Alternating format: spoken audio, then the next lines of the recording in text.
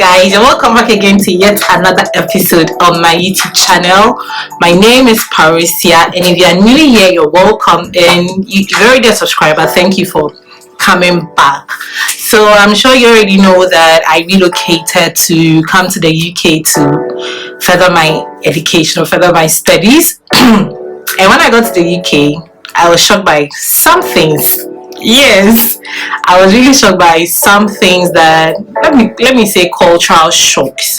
So I'm just going to talk about some of my cultural shocks when I came to the UK. Yes, I've been here for like 3 months now, and I tried out some things, and I'm like, this is so different from my home country, Ghana. So yeah, I'm just here to talk about it, so that in case you're coming, you already know that this is what you have to expect. Yeah, I'm in Colchester, so my cultural shocks in Colchester might be different from somebody in London or somebody in Birmingham or Ireland, wherever. Yeah, so let's get right into the video. So if you're Ghanaian, you know how when we go to buy something, even when it's sachet water, we are given a poly bag. Nigerians will call it nylon, but like a poly bag, a rubber bag to put, even if it's just one water, they want to give you like a poly bag to put it inside. So one day I went to Tesco, like the early days when I came, I went to Tesco to go and do some grocery shopping, and after everything I walked to the till to go and pay for whatever I had bought. And after the bills, after they check in and giving me my bill that I had to pay, I was told that, like, I was waiting for the cashier or whoever, the attendant, to probably put my stuff in a rubber bag for me to carry away. But she was just looking at me, and I was also looking back, and she was like, excuse me ma'am, you have to pay. So I tapped and I paid, and then she said I need to take it outside. She could attend to the next person. Like, I was really surprised, because I was expecting her to put, like, you know how in Ghana, like, you have somebody taking the money, and then somebody helping you put the stuff in the rubber bag. But this time around there was nobody. It was just the person taking the money, and then you have to do it yourself. And then she was like, excuse me, do you need a bag? I was just looking at her, I'm like, a bag for what? I was expecting you guys to give me poly bag. So that was one thing I was really shocked about. So I got to know that, okay, in this country, when you're going to buy something, you either go with your own rubber bag or your own bag to put your stuff in. And one funny thing is, because sometimes people forget to go with their poly bags, you see them carrying their things in their hands. Like, some will carry it on and they put them on their shoulder, like on their chest. And it was really surprising. But yeah, because it's so different in Ghana, you get a poly bag for free, unless of course you want to buy a poly bag. I also realized that you can actually do a self-checkout, so nobody checks you out. You can just go to the till, scan your items, and then just pay and go. And I was wondering how this works, because it's not like that in my country. Yeah, you can't risk that. I'm sorry, but yeah, these people, to some extent, like, I give it to them, and I wonder how they're able to detect whether you have actually paid or you have not paid. But I guess they have their own security system. Yeah. And then second thing that was really surprising to me when I came here is the fact that we actually drink the tap water. Yeah, we drink the tap water. Yeah, you open the tap, fetch, and then drink. You don't need to distill it. You don't need to. That's if you want to distill it, or you want to boil it. But you can just drink straight from the tap, and it's really, like, it's normal. Unlike Ghana, where if you want to get like something else in your system, then you go ahead and drink the tap. And another thing, cultural shock. You know how in Ghana, like, you can just be walking by the street, and then you get, maybe watch it to buy, or somebody's selling, carrying and hawking things about.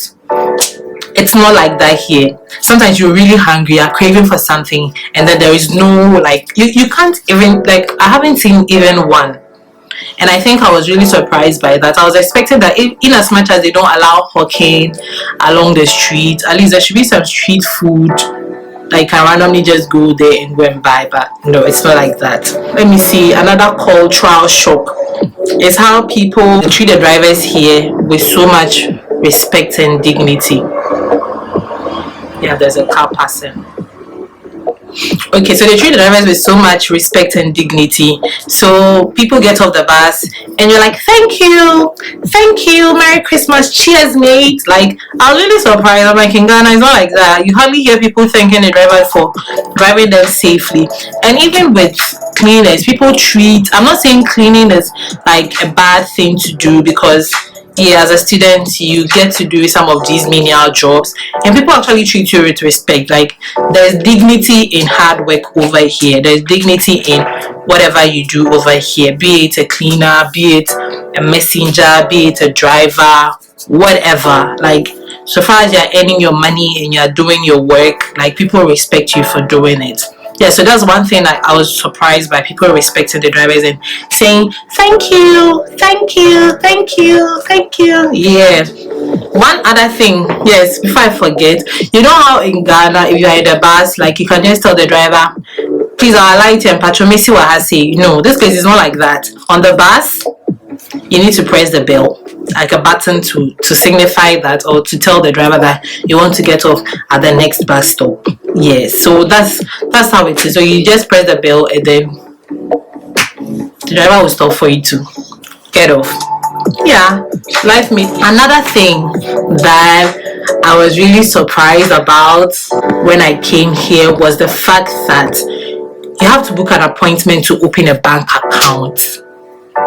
Like, a bank account. Oh, like me, I want to bring my money to you. You want me to book an appointment before I could come into your bank, before you open a bank account?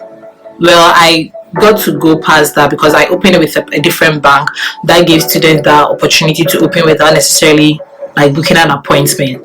But there were these banks, like, let me use the bank that I experienced, Barclays Bank. So I had to download their app, fill in the necessary details, and then they wanted to verify where I was staying. So it took me like about 2 weeks for them to send me a document, and that document contained some code that I had to enter on the app to verify that is exactly where I stay before I could continue with the process. And even after doing that, they still expected me to come into the bank, like book an appointment to come and do something, because probably I'm an international student and it has this whole lot of complicated procedures. But I think it's just a way to prove that you really live here. But yeah, you need to book an appointment to open a bank account. And another thing is how they always want to prove your residence. So it means that if you don't have a bank account, it's difficult to actually get a job, because all the jobs that I apply for, they all want like proof of address, and your proof of address is confirmed by the bank.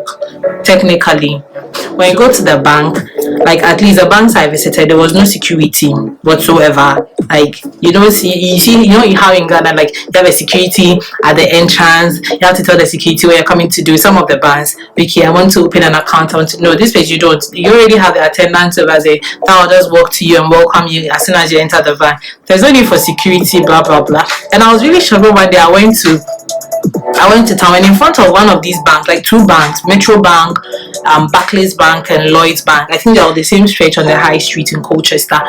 And like there was a market day in front of that place. Like there was even somebody selling fish in front of, was it Lloyds Bank, like an open market.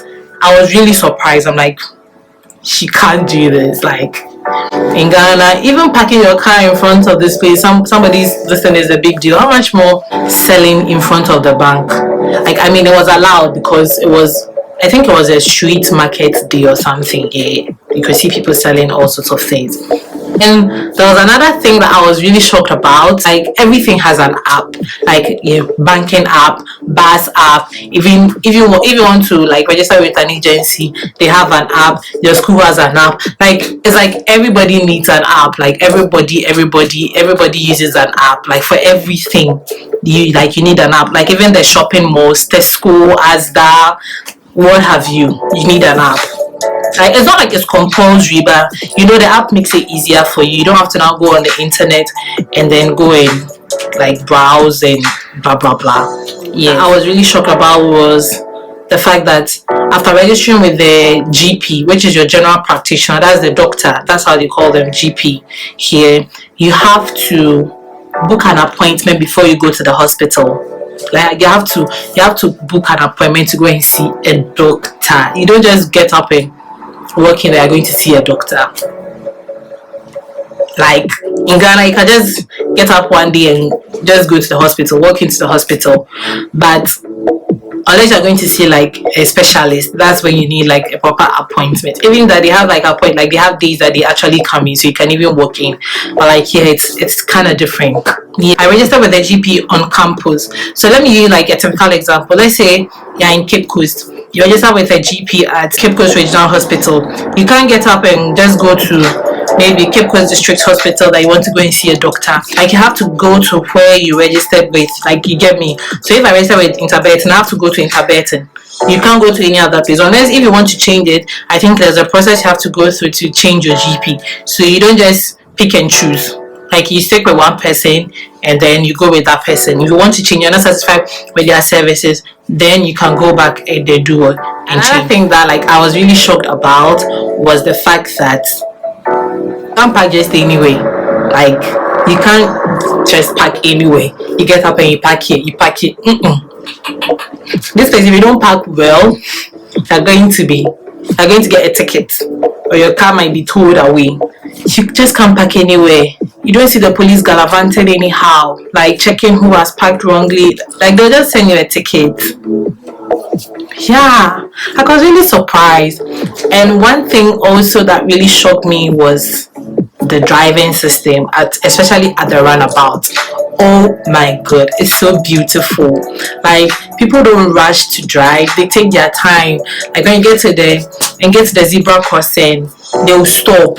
Like there's no rush. I mean, because I'm sure they know the implications of hitting somebody or getting involved in an accident or blah blah blah. Like it's just beautiful. Like sometimes I get to the runabout and I just stand there and I look at how the drivers drive.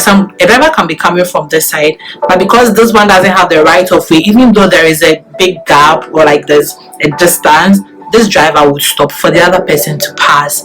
Like it's just so beautiful. I was really surprised, but yeah, that's the system. That exhausts all my cultural shocks, but at least these are a few that I was surprised about when I got into the UK. So if you are in a different country and you have some cultural shocks you can share with us, you can just drop them in the comment section. And if you like this video, if you like this whole conversation going on, just don't forget to subscribe and leave a love or a like on my video, and just be ready for back-to-back videos. I'm not promising, but like yeah, I'm going to try.